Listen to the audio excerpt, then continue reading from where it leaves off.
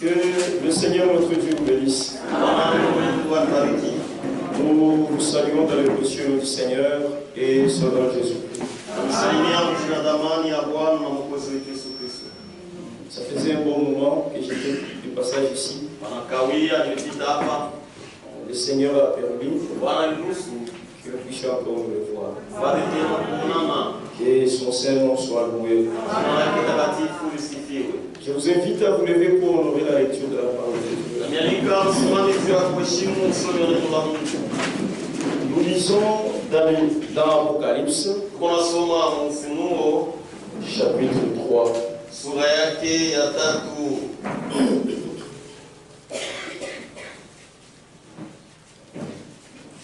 J'ai lu les 3 derniers versets. Voici, je me tiens à la porte et je frappe. Si quelqu'un entend ma voix et ouvre la porte, j'entrerai chez lui, je souperai avec lui, et lui avec moi. Celui qui vaincra, je le ferai asseoir avec moi sur mon trône. Comme moi j'ai vaincu et me suis assis avec mon Père sur son trône.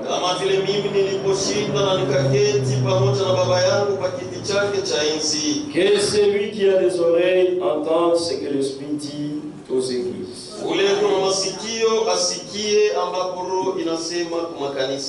Je vais faire un mot de prière. Seigneur notre Dieu et notre Père, ce soir nous te disons merci pour avoir permis que nous venions à ta présence afin que nous puissions parler de ta parole, que nous puissions écouter la parole de Dieu. Tu es l'auteur de cette parole-ci. Un homme comme moi ne peut absolument rien. Pourquoi je m'abandonne entre tes mains, Seigneur, en te suppliant de me donner ce qu'il faut pour l'édification de ton peuple. Donne-moi un langage facile et bénis ton peuple. Bénis-moi aussi. Bénis le pasteur de cette église et tous ses associés, nos frères avec qui il travaille. Merci beaucoup pour tout. Nous te faisons confiance, Seigneur, parce qu'il s'agit de ta parole, de toi-même, de ton peuple et des gens que tu as appelés à te servir. Merci au nom du Seigneur et Sauveur Jésus-Christ. Amen. Dieu vous bénisse, nous que celui qui a des oreilles entende ce que l'Esprit dit aux églises. C'est sur ça que nous allons parler. Si vous êtes lecteur de la Bible, vous verrez que à chaque adresse de Dieu, à l'ange de l'église, à la fin, il y a ces paroles-là. Que celui qui a des oreilles entende ce que l'Esprit dit aux églises. Frères et sœurs, aller à l'église, c'est une très bonne chose. C'est même un commandement de Dieu. Parce qu'il est écrit dans le livre des Hébreux, chapitre 10, le verset 27. N'abandonnez pas vos réunions, comme c'est la coutume de quelques-uns.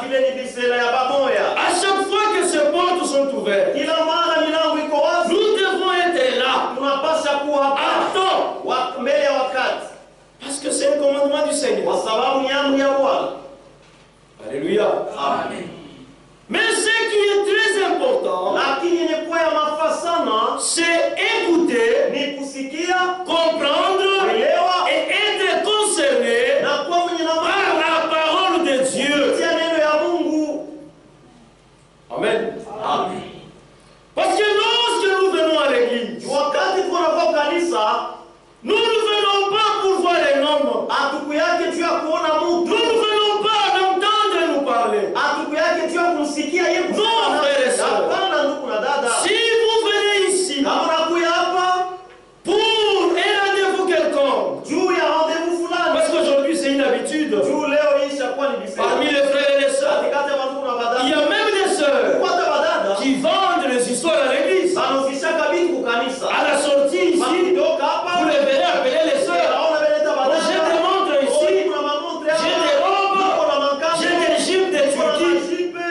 fait ici.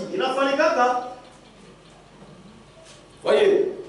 Non, frère, qu'on se rencontre seulement à l'église. Comme ça, on va bien planifier. Mais ce n'est pas pour ça que nous venons à l'église. Non. Nous venons à l'église pour que Dieu nous parle. Et Dieu ne descendra pas du haut des cieux. C'est venu du haut de la chair et nous parler. Non. Dieu utilise toujours des hommes qui la mandatent. Il leur donne les messages pour corriger notre vie. Il leur donne les messages pour nous fortifier dans la foi. Il leur donne les messages pour nous avertir. Et au moyen de la parole de Dieu qui sort, Dieu révèle sa volonté à son peuple. Amen. L'église dont il est question, parce que la Bible dit que c'est lui qui a des oreilles, on donne ce que l'Esprit dit aux églises. L'église, ce ne sont pas ces quatre murs. L'église, c'est vous. L'église, c'est moi. Voilà pourquoi, si nous comprenons les choses de cette manière, nous ne pouvons pas nous absenter à des réunions. Nous ne pouvons pas rester à la maison pendant que la parole de Dieu est prêchée. Mais qui écoutera à ta place? C'est pendant que la prédication de la parole de Dieu se donne que Dieu révèle sa volonté à son peuple. Frères et sœurs, pour comprendre ce que l'Esprit dit à l'Église, d'abord comprendre, c'est une grâce. Et vous devez être connu de Dieu. Donc vous devez être dans son plan et dans son programme. Dieu ne s'occupe que de siens. Dieu ne s'occupe pas des enfants du voisin. Dieu s'occupe de ses propres enfants.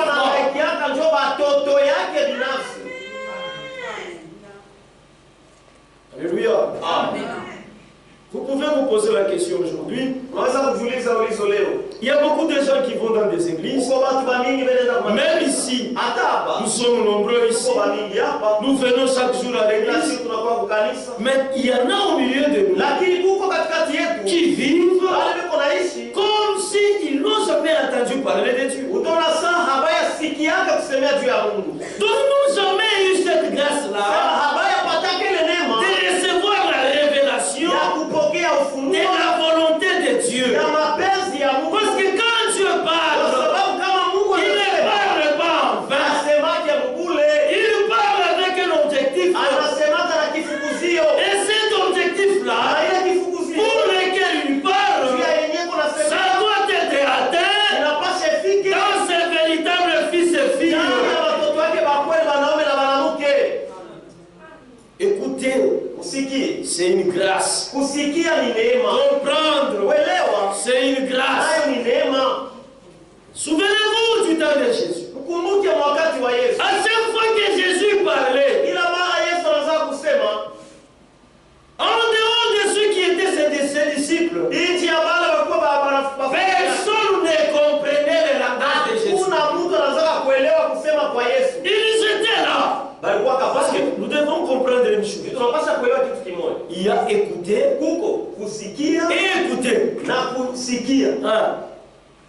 Il y a écouté par ses oreilles. Parce qu'il y a du bruit. Mais il y a aussi écouter. Qui signifie comprendre. Ça, c'est seulement la grâce de Dieu. ça, c'est seulement si vous êtes connu de Dieu. À chaque fois que Jésus parlait, les gens ne comprenaient pas toujours. Il partait avec beaucoup de questions à eux. Mais pour les disciples, les choses étaient claires. Et un jour, on lui a posé la question. Dis pourquoi, quand tu leur parlais à eux, tu leur parles en parabole. Mais comme c'est à nous que tu t'adresses, nous comprenons. Jésus les a dit, à vous qui comprenez. Mais qui vous fait comprendre? Ce n'est pas le prédicateur. C'est le Saint-Esprit qui prêche. Le même Saint-Esprit vous fait comprendre dans votre cœur. Amen. Alors il dit, à vous qui comprenez, il a été donné de connaître le mystère du royaume. Mais à eux, cela ne leur a pas été donné. Matthieu chapitre 10.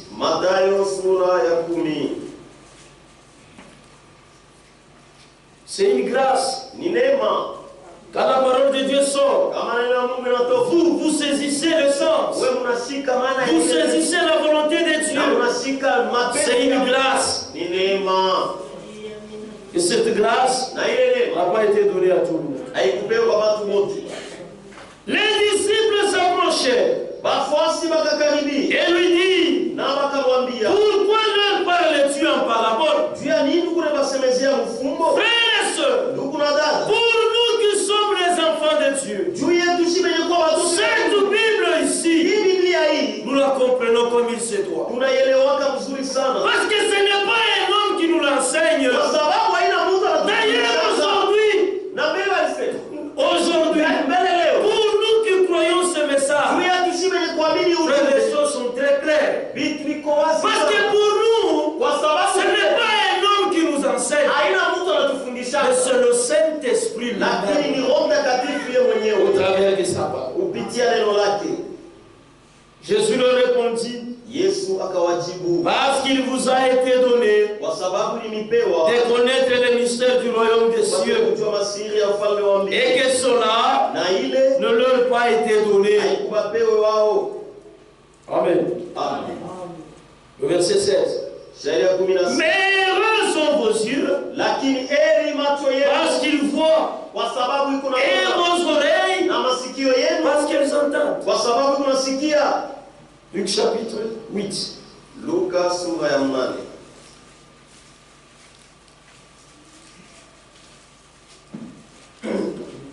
Verset 9 à 10.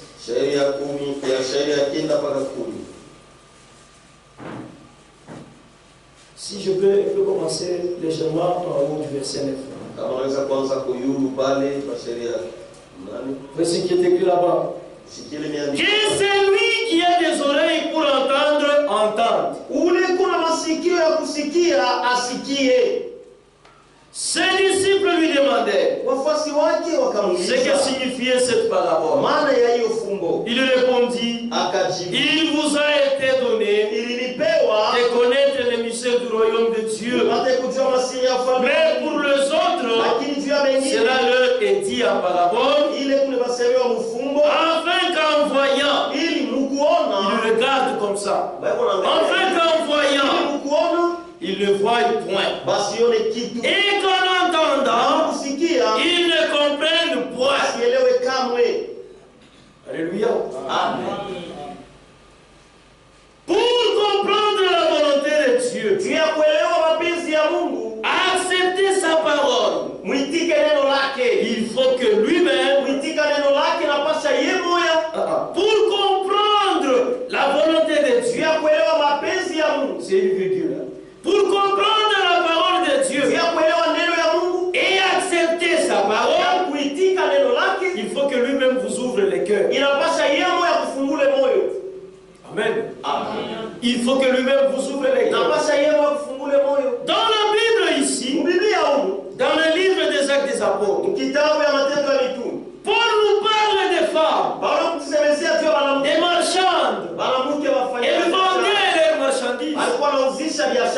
Paul et les autres sont arrivés. Lorsqu'ils ont commencé à parler à ceux qui étaient là, toutes les femmes étaient présentes. Toutes les femmes entendaient. Mais une seule femme, parmi toutes celles qui écoutaient, trouva grâce devant Dieu. Dieu a ouvert son cœur et elle comprit. Actes des Apôtres, Matendo ya Mitume chapitre 16. sura ya 16.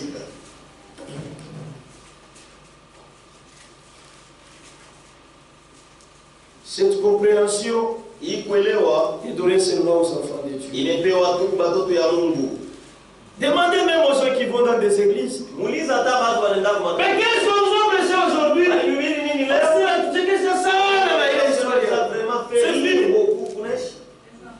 C'est fini. C'est pour ça que vous allez à l'église. Vous checkez tout, ouais, et puis vous sortez. Mais qu'est-ce que Dieu poursuit? Vous checkez. en vous faisant rire.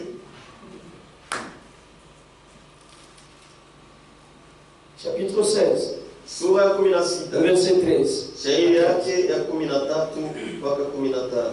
Les jours du sabbat, siku ya Sabato, nous rendîmes hors de la porte, tukaenda nje ya mlango, vers une rivière kumtoni, où nous pensions que se trouvait un lieu de prière. Kule tuliwazia kusema tapata fasi ya maombi. Nous nous assîmes tukakaa et nous parlâmes aux femmes qui étaient réunies. Na tukasema kwa wanawake walikuwa wenye kusanyika. L'une d'elles nommée Lydie, mmoja katikati yao marchande de pourpre, mfanyakazi wa vitu ya de la ville de Thyatire, wa mtauni ya Thyatire, était une femme craignant Dieu. Alikuwa kama mwanamke akiogopa Mungu. Et elle écoutait. Na alianzaka kusikia. Le Seigneur lui ouvrit le cœur. Bwana akamfungua moyo pour qu'elle soit attentive ili apate kwa msikivu à ce que disait Paul. Ile Paulo anaanza kusema. Voyez, unaona? Pour les autres, vya wengine ça ne pouvait être que du bruit. Iliweza kuwa tu ni makelele. Ça ne pouvait rien signifier. Haiweza kuwa na maana. Il y en a même qui disent non, c'est parce que tu es distrait. Oui, c'est parce que tu es distrait. Tu as même eu le temps de regarder sur ta montre. C'est bien de respecter le temps. Mais ce n'est pas bien. Lorsqu'on est en présence de Dieu, mais c'est une distraction. Le prédicateur lui-même, il connaît le temps qui lui est imparti. Ce n'est pas à toi de veiller sur ça. Et tu n'es même pas un diable pour veiller sur ça. Ce sont des distractions. Mais lorsque tu es connecté à ce que Dieu est en train de faire, frères et sœurs, le temps ici, ça peut passer, tu ne vas même pas te rendre compte. Le Seigneur lui ouvrit le cœur pour qu'elle soit attentive à ce que disait Paul. Voyez, elle était attentive. Pendant que Paul prêchait, elle était attentive. Elle était connectée au ciel. Pendant que Paul parlait, poussé par le Saint-Esprit, Dieu révélait sa parole dans son cœur. Dieu lui disait, tu es indigne. Tu dois cesser cette mauvaise vie. Je t'aime. Regarde, tu as fait ça. Tu as fait ça. Tu as fait ça. Son cœur était touché. Si vous lisez le verset 15, lorsqu'elle était baptisée avec sa famille, elle nous fit cette demande. Si vous me jugez fidèle au Seigneur, entrez dans ma maison et demeurez-y. Et elle nous pressa par ses instances. Même ceux qui se font baptiser aujourd'hui, il Il y a ceux-là qui ne le font que par mouvement. Il vient, ou elle vient, sans qu'elle n'ait pas touché. Il y a, parce que frère, Dieu ne parle pas à la tête. Non, Dieu s'adresse au cœur. Quelqu'un, c'est ça le domaine de Dieu. Il parle au cœur. Et lorsque le cœur est touché, à ce moment-là, on peut prendre de bons engagements. Alléluia. Amen. Ceux qui acceptent la parole et qui viennent à Christ,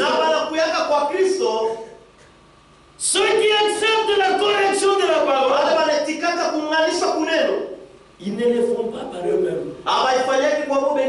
C'est Dieu qui les attire vers Christ.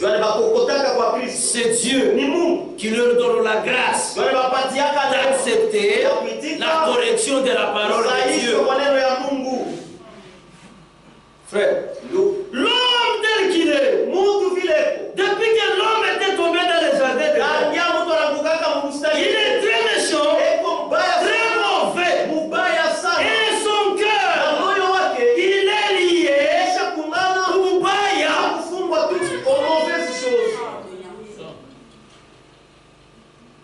Et il se plaît dans ces choses-là. Mais si vous le voyez venir au Seigneur avec un cœur sincère, un cœur honnête, comprenez par là que ce n'est pas lui. Parce que ce corps ici, non, ça ne peut pas obéir à Dieu. C'est la grâce de Dieu. C'est Dieu qui l'attire. Comme nous ce soir, nous ne sommes pas venus par nous-mêmes. Non. Frères et sœurs, en matière du salut, les efforts de l'homme à Inamo. Mais si il y avait les efforts de l'homme là, mais l'homme se glorifierait. Je fais ceci. C'est pourquoi je suis sauvé. Le salut, c'est l'œuvre de Dieu lui-même.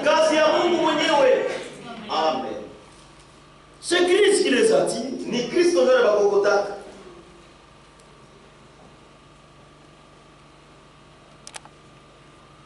Jean chapitre 6.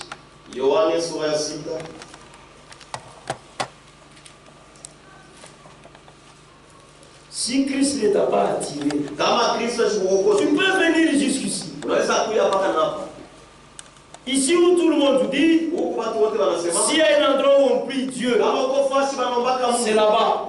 Mais quand toi tu arrives ici, tu dirais, ah, il n'y a rien. Je ne vois pas de différence. Là-bas et ici, il n'y a rien.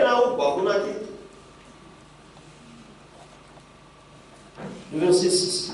Non, chapitre 6. Verset 42 à 44.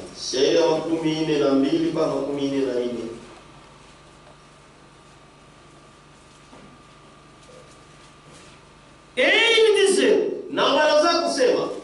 les Juifs, et il disait, n'est-ce pas là Jésus le fils de Joseph, celui dont nous connaissons le Père et la mère. Comment donc dit-il, je suis descendu du ciel? Vous voyez? Comment est-ce qu'il peut dire il est descendu du ciel? Nous connaissons son père. Nous connaissons sa mère. Ses frères, nous les connaissons. Ceux qui parlent ainsi sont des gens sans révélation. Ils n'avaient pas la révélation de qui était cet homme-là. L'homme de Jésus qui était devant eux. Vous voyez? Lui-même Jésus. On va continuer là-bas. Si vous allez au chapitre 8, au verset 25, ils avaient le même doute. Jésus les a dit, si vous ne croyez pas, c'est que je suis, vous mourrez dans vos péchés. Les gens s'échappaient à cette enveloppe-là qu'on a appelé Jésus. sont venus, nous le connaissons. Nous connaissons son père. Nous connaissons sa mère. N'est-ce pas? Lui, le grand frère déjà. Joseph et Marie n'étaient pas les parents de Jésus. Ils étaient parents des uns que des autres. Mais Jésus, lui, il était venu du ciel. Comme il avait dit. Et ça prouve que c'est morts qui se sont achoppés. Ils sont rentrés. Ce n'est pas important. Lui, nous le connaissons. Nous connaissons son père. Nous connaissons sa mère. Mais qu'est-ce qu'il va nous apprendre? Nous l'entendons. Vous voyez, ils n'étaient pas attirés par mais ceux-là qui étaient attirés par Dieu, vers Christ, et au-delà de cette enveloppe-là, ils pouvaient voir quelque chose d'autre. Amen. Comment donc dit-il, je suis descendu du ciel? Jésus leur répondit, même il n'est pas entre vous, il ne peut venir à moi si le Père qui m'a envoyé. Pendant que Jésus parlait du Père, il voyait Joseph. Ni ne peut venir à moi si le Père qui m'a envoyé me l'attire, et je le ressusciterai au dernier jour. Pour accepter Christ, accepter sa parole, vous devez être dans son plan, dans le programme de Dieu. Il faut que Dieu lui-même nous attire. Frères et sœurs, Dieu ne perdra jamais un élu. Non. Parce qu'un élu, c'est une partie de Dieu lui-même. S'il faut qu'un élu aille en enfer, alors Dieu restera une moitié. Amen. Vous imaginez? Dieu avoir une de ses moitiés ou une de sa moitié en enfer. C'est impossible.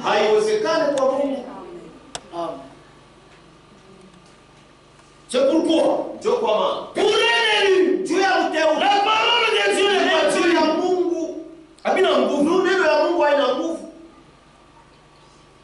Les vrais élus, ils parlent comme ces disciples-là. Jésus leur avait dit, vous êtes venus parce que vous avez mangé, parce que vous avez bu, et vous êtes rassasiés. Aujourd'hui encore vous êtes revenus. C'est ça l'habitude des gens. Même aujourd'hui, il y a des gens qui font des choses comme ça. Les gens meurent les esprits des mains. Ils vont dans des églises chaque dimanche parce qu'ils savent que après les cultes, on va donner les foufous. Il y a des gens comme ça. Il y en a. Non, que tous les visiteurs restent à la fin. On a une communication les concernant. Et la communication c'est quoi? Mettez-les à 5, 5, 5, 5. Et on leur donne les bords des foufous. Ils mangent, ils rentrent. Ils ne viennent pas à l'église pour écouter la parole de Dieu, laquelle donne la vie éternelle. Mais ils viennent pour le ventre. Oui. Et Jésus les a beaucoup réprimés. Il les a chassés. Ce sont dit tout nous sommes partis. Frère, Jésus, est-ce que vous pouvez me dire ça? Jésus n'est doroté personne. Non.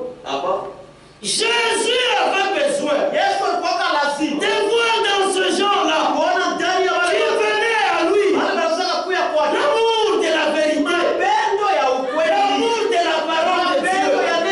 Même vous sœurs, même vous frères qui venez ici, ne venez pas pour qu'on vous aide les jours où vous aurez un problème.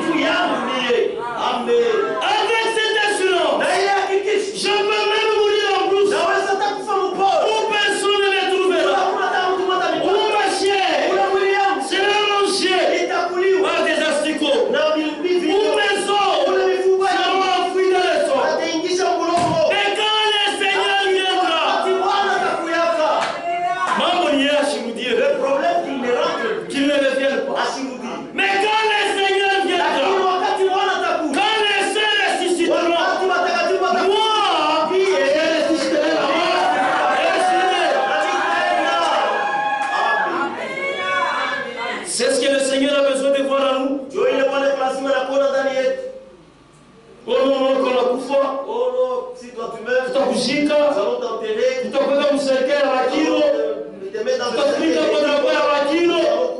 Mais quel dites-vous du salut? Sasa tu ya wokovu mnasema nini? Quel dites-vous du salut? Tu ya wokovu mnasema nini? Le salut, wokovu, il est plus que les honneurs. Inapita makafu. Frère Franck dit quelque part dans sa prédication, vous le reconnaîtrez à leurs fruits. Il dit, qu'on nous prenne tout. Qu'on nous prenne tout. Oui. Nous aussi ce soir. Qu'on nous prenne tout.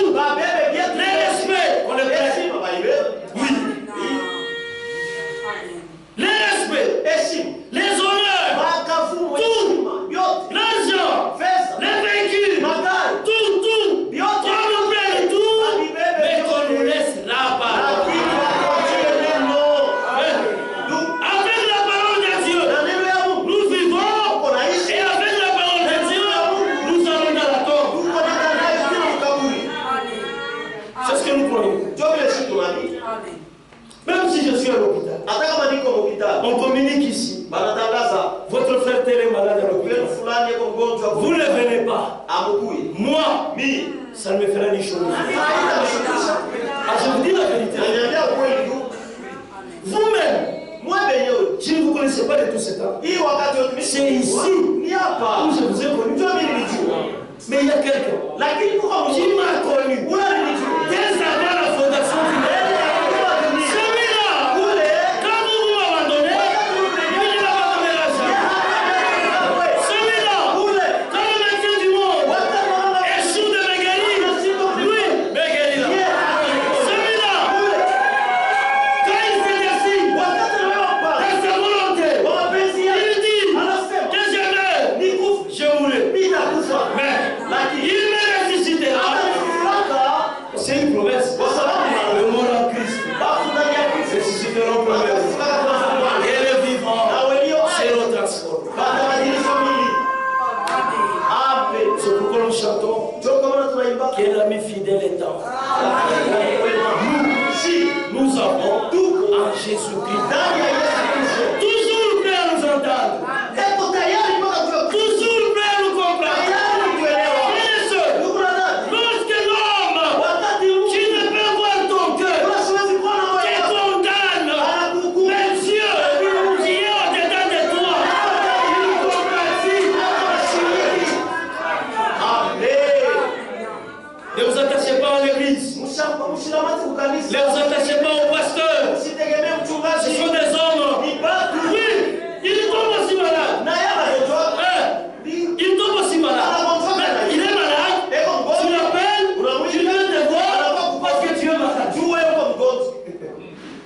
Il y a des gens qui s'achoppent, même là où il n'y a pas de pierre d'achoppement.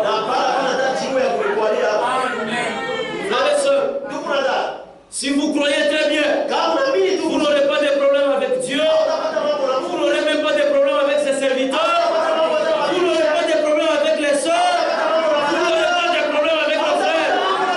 Parce que vous comprendrez tout après la parole de Dieu. Oh, bien, parce que j'ai perdu mon fils, vous n'êtes pas venu me voir. Il faut aller voir ceux qui sont affligés. C'est ça la vie chrétienne. Mais toi aussi, si nous ne sommes pas venus te voir, ou si tu tchoukies,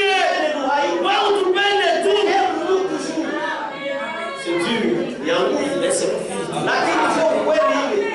Nous nous prêchons de manière à mettre les gens seulement derrière Christ. Mais nous, où est-ce qu'on va vous amener? Nous n'avons pas de ciel où vous amener. On vous doit de la gloire. Si vous suivez là-bas, si vous vous tournez comme ça, vous nous verrez aussi derrière. Vous nous suivez derrière. C'est ça. Et vous, et les prédicateurs, notre seul espoir, c'est Christ. Alléluia. Il voulait voir dans ceux-là qui venaient vers lui l'amour de la parole, l'amour de la vérité. C'est ce que Dieu a besoin de voir dans nous. Alléluia. Amen. C'est ça mes frères et sœurs. Il y a toujours deux groupes. Parmi ceux-là qui prêchent la parole de Dieu et ceux-là qui écoutent. Parce que nous parlons d'écouter. Et ces deux groupes sont issus des deux semences. Amen. Amen. Pour que quelqu'un écoute la parole de Dieu, frère, il faut que Dieu utilise un homme et que cet homme-là, poussé par le Saint-Esprit, lui présente la parole de Dieu. Souvenez-vous dans la Bible, l'histoire de Philippe et l'Éthiopien. Cet homme-là, dans les choses de Dieu, il n'est pas question de la religion. Non. Il est question de la véritable foi basée dans les promesses de Dieu. Cet élu éthiopien-là, il venait de l'église. Et si vous lisez les commentaires de Frère Branham, ce n'était pas n'importe qui cet homme-là. Mais pendant qu'il lisait, il ne comprenait pas. Vous voyez? Et Dieu a dépêché son serviteur. Il y a une âme qui a besoin de la vérité. Et lorsque l'homme de Dieu est venu, il lui a posé la question. Comprends-tu ce que tu lis? Lui aussi répond. Il était sur son char. Mais l'homme de Dieu, lui, n'est-ce pas, il marchait. Comprends-tu ce que tu lis? Comment est-ce que je peux comprendre? Alors qu'il n'y a personne pour mettre sur la source. Si je prends la parole, commence à expliquer. Commence à expliquer. Commence à expliquer. Et cet homme-là a fait le dit. L'eau est là. Et qu'est-ce qui m'empêcherait d'être baptisé? Voyez? Dieu utilise toujours des hommes pour prêcher sa parole. Mais c'est lui qui prêche là. Il doit d'abord avoir été envoyé de Dieu. Parce que c'est lui qui est envoyé de Dieu. Il ne marche pas avec sa propre semence. Amen. Non. C'est comme vous allez dans un champ. Dans un champ autour, vous travaillez. Le propriétaire n'a pas besoin de semer le maïs.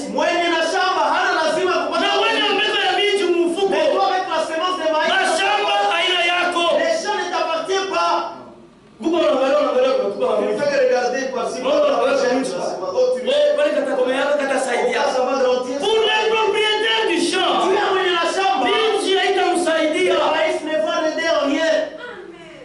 alors lorsque Dieu appelle quelqu'un, il les dépouille d'abord de tout ce qu'il est, de toute sa sémence, et il fait de lui un élu. Voilà.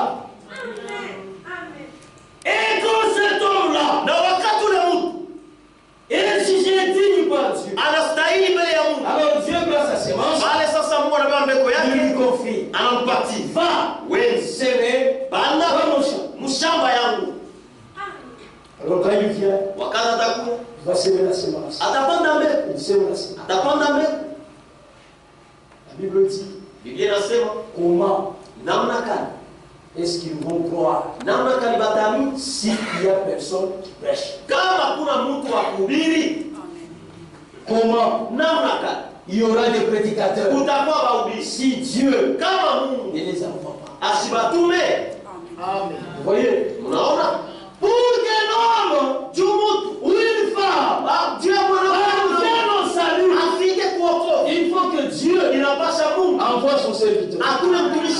Et que ces serviteurs-là viennent avec la parole de Dieu. C'est la parole de Dieu qui est la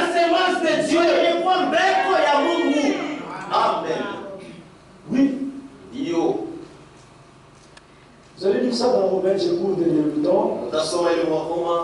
Romains chapitre 10, le verset 14. Et dans Marc chapitre 4, le verset 14. Ça, c'est ça le véritable serviteur de Dieu que Dieu a envoyé. Mais ceux qui ne sont pas envoyés de Dieu, ils parlent d'un Dieu qu'eux-mêmes ne connaissent pas. C'est compliqué. Vous parlez des choses que vous ne maîtrisez pas. Vous parlez d'un Dieu que vous ne connaissez pas. D'un Dieu que vous n'avez jamais expérimenté. Parce que frère, pendant que nous vous prêchons, ce que nous vous prêchons, nous-mêmes, nous croyons que c'est la pure parole de Dieu. Et nous pouvons prêcher cette parole de Dieu. Même devant le prophète, même devant Frère Franck, même devant Jésus, si cela était possible. Et Jésus dira, ça c'est ma parole. Nous connaissons Dieu, nous connaissons sa manière d'agir, nous connaissons sa parole, son programme nous le connaissons, son plan nous le connaissons. C'est pourquoi nous parlons. Et nous ne tâtonnons pas. Mais pour celui-là qui s'improvise, qui veut être celui-là, il court avec sa propre semence. Amen. Alléluia. Amen. Et il sème la mort. C'est ça, mes frères et sœurs. Parmi les auditeurs, il y a aussi des groupes. Il y a aussi des groupes. Le premier groupe sont ceux-là qui écoutent la parole de Dieu. Lorsque la parole de Dieu sort, ils reçoivent. Pendant que je suis en train de prêcher, le vrai élu, ils reçoivent la révélation de la volonté de Dieu. Alléluia. Amen. Et après avoir reçu la volonté de Dieu, ils conforment leur vie à la volonté de Dieu. C'est-à-dire ils produisent les fruits auxquels Dieu s'attend. Parce que quand tu envoies sa parole, il attend quelque chose. Lui-même dit dans Isaïe 55, ce sont des choses que vous connaissez. Nous essayons juste de nous rappeler.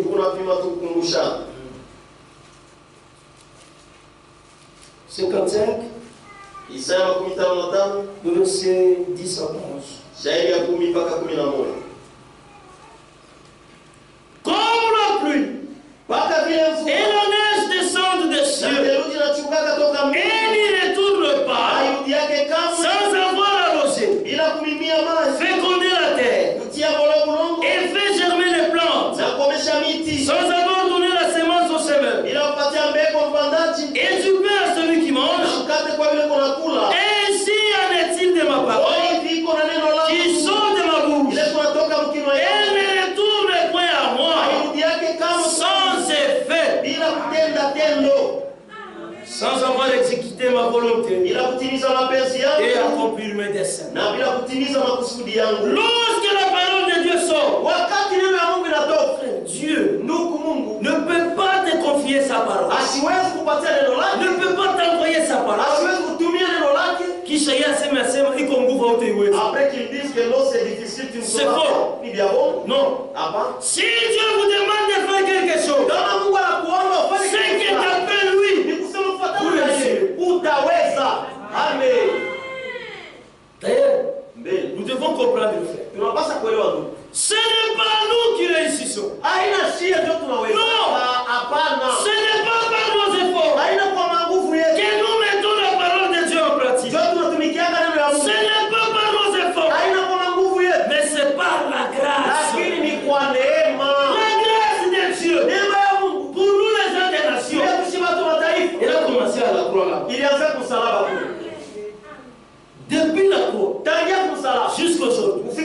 nous sommes dans la grâce.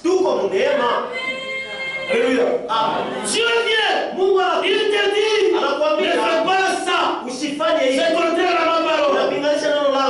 Et puis il vient, il te donne le vertu pour mettre cette parole-là. Amen. Voyez, ce n'est pas pour nous, c'est fort. Tout c'est Dieu qui le fait. Nous devons seulement nous confier en lui. C'est ça, frère. La rédemption, frère, a commencé par l'élection, la prédestination.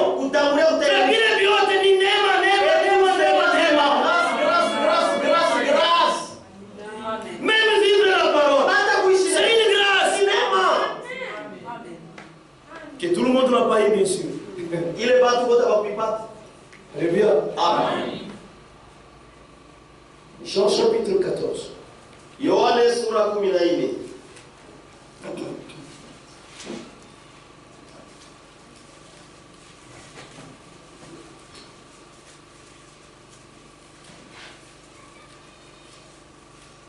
Jean chapitre 14. Yohane sura 14. Verset 12. Shairi ya 12.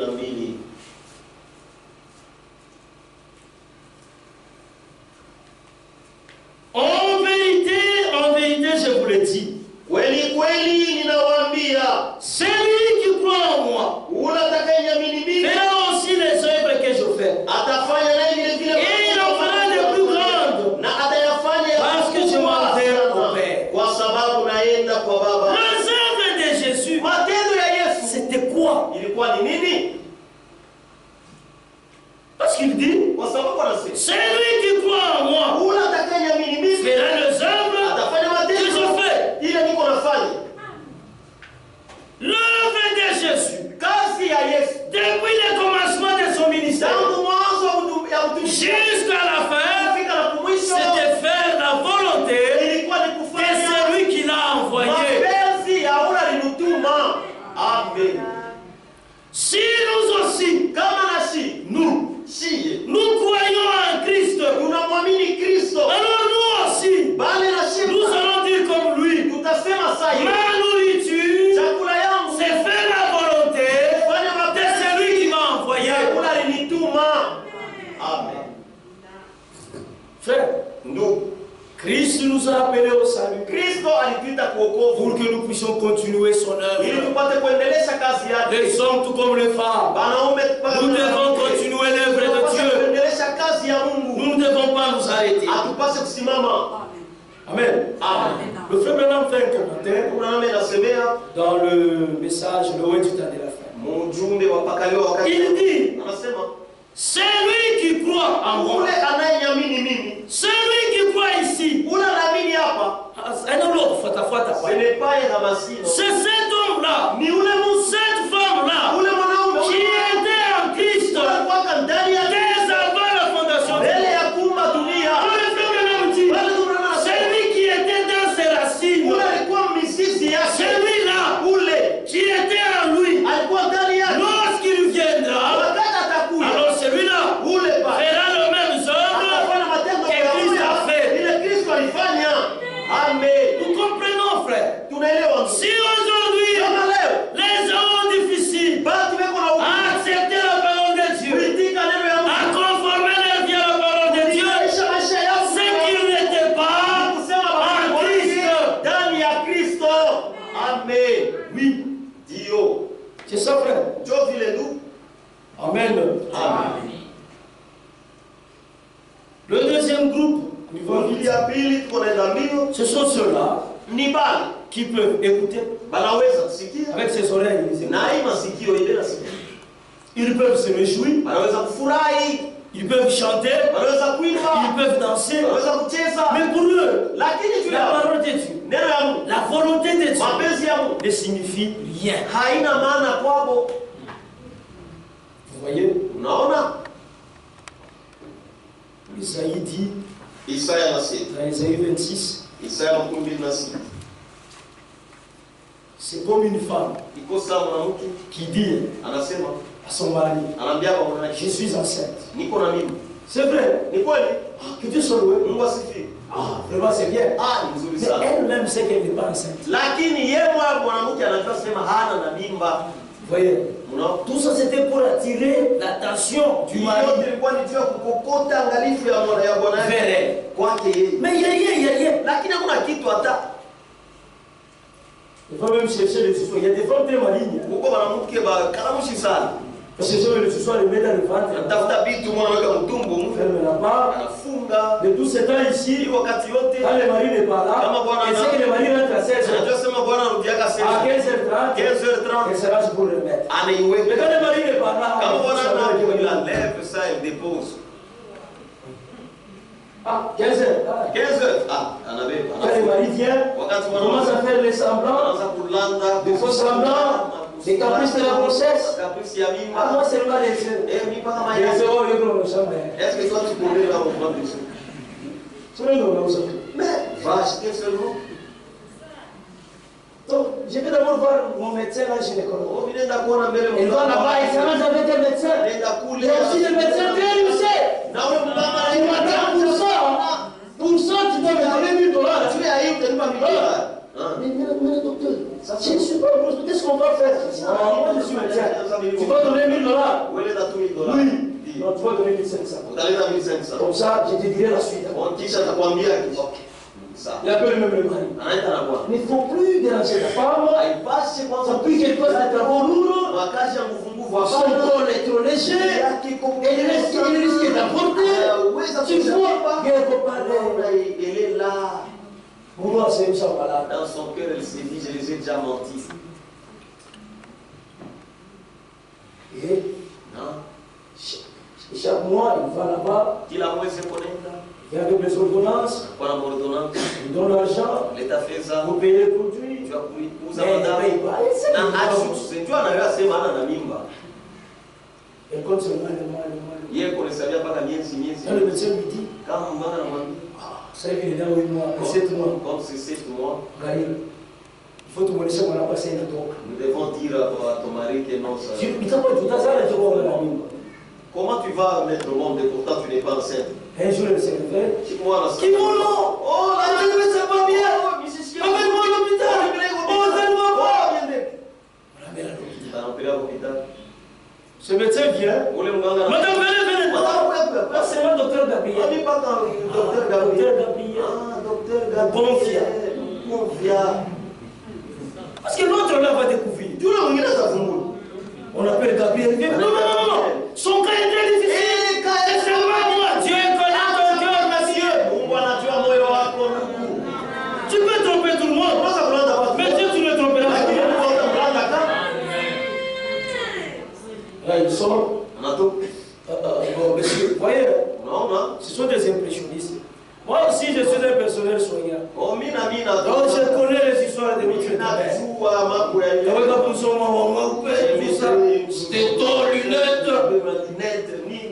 Parce qu'il y a des gens qui pensent que tout ce que le médecin dit, c'est la parole de l'évangile. Il faut parce qu'à l'évangile, il faut accepter. Tu vois, en tout cas, l'enseignement était très abondant. J'ai essayé d'arrêter le mois-ci, ça ne va pas. En tout cas, c'est pas ce qu'elle va apporter. Tout le monde est dans les Comme tu dois aller au travail, il n'y a rien. Non. Bien faut qu'on perde l'enfant. La femme reste, tu vois. Ça va nous sauver ma femme. Tu vas au boulot. Bon, on a ton château pour pire. Et ils enlèvent la copie qui était à l'intérieur. Tu appelles. Chérie, comment ça va? Chérie, comment? C'est le la fatigue. Ah, kuchoka tu. Le fatigue se sentir. Oh, mimba ilitoka. Ouais, ça va. Sawa. Qu'est-ce que tu vas manger? Je t'apporte quoi? Unakula nini nikulete nini? Je n'ai pas d'appétit, j'ai des soucis. Ah, nisisikie vyakula kuna mangaiko sana. Hautasaidika. Tu ne mettras jamais au monde. Tu m'aimes ça. Et Na après ça, kisha non, je vais l'observer 3 jours. unapaswa kuja hospitali masiku 3. 3 jours. Kisha masiku On 3 va lui donner les antibiotiques. kupatia Parce madawa. que tu vois les avortements. Unaona Ni créer des infections. inalitaka Ni cancer, ni cancer. vile. Toi toi tu es là toujours. 3 jours après, il est là. Comme si de rien n'était. C'est comme ça. Avec certains croyants. C'est comme ça. Je crois en Christ. Parce que non, celui qui croit, c'est qu'il a reçu la semence parole à lui. Mais c'est la grossesse. Il faut vous aller, non? Il faut que tu mettes au monde. C'est une semence. Un enfant doit naître. Et son nom c'est Christ. Amen. Mais quelques temps après, il n'y a rien. Oh non, j'étais seulement grosse. J'avais avorté. Frère, tu vas avorter. La semence Christ ici. Il t'est ce que ton pas dans mon peuple destiné. Ça va avorter, c'est seulement si tu n'étais pas prêt. Frère, nous, recevoir la semence ici. Et après, aussi de vous produire Christ. Et tu ne saches pas produire Christ. C'est faux, tu n'as jamais reçu ça. Amen. Tu n'as jamais tombé grosse. C'est faux. C'est ce que la Bible dit. Nous avons conçu, mais lorsque nous enfantons, c'est du vent. Les pays n'est pas sauvé. Les gens ne sont pas sauvés. Alors que nous qui avons reçu la semence, la semence Christ, la lumière, nous, l'objectif maintenant de Christ, c'est que nous allions dans ce monde ici, où les gens se meurent en désordre, qu'on puisse leur apporter la lumière. C'est ça. C'est ça. C'est pour ça que Dieu nous envoie. Il m'envoie moi, il vous envoie vous ma soeur, il vous envoie vous mon frère, pour continuer son œuvre. L'œuvre de Christ, il y a que Ishmael parle. Pour lui, ça sert à rien. Mais cette œuvre-là n'était pas achevée complètement. Parce que la Bible dit, son œuvre prospérera. C'est nous, sa progéniture, qui devons continuer avec l'œuvre du Seigneur. Que Dieu bénisse les gens. Vous avez tout là-bas. Dieu voulant, nous allons continuer de